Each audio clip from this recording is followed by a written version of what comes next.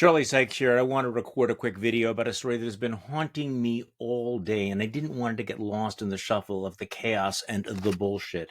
This is from this morning's Washington Post. Millions of U.S. measles cases forecast over 25 years if vaccination rates decline. Now, measles is a deadly disease that had been eradicated. It is completely preventable. But here is the tragedy. We not only have a vaccine skeptic, Robert F. Kennedy Jr. is the head of the Department of Health and Human Services. We are awash in medical disinformation, vaccine skeptics who are convincing too many parents not to have their children immunized against this deadly disease. So what I wanted to do was to write a memo to RFK Jr., actually an imaginary memo from legendary children's author Roald Dahl, who wrote this back in 1986. So imagine this as a memo to RFK Jr. Olivia, my eldest daughter, caught measles when she was 7 years old.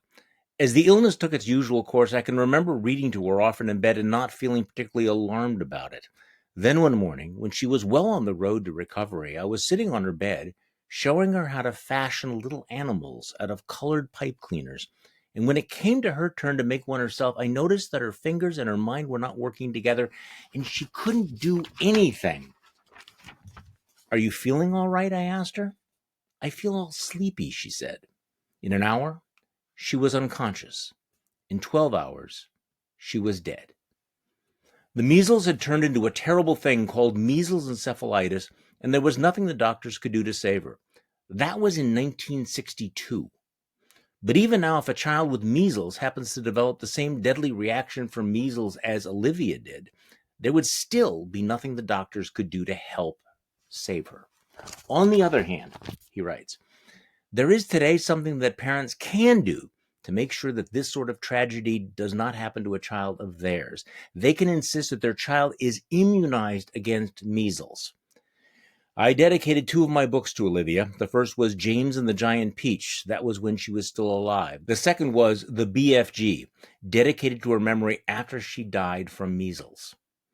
You will see her name at the beginning of each of these books, and I know how happy she would be if only she could know that her death had helped to save a good deal of illness and death among other children.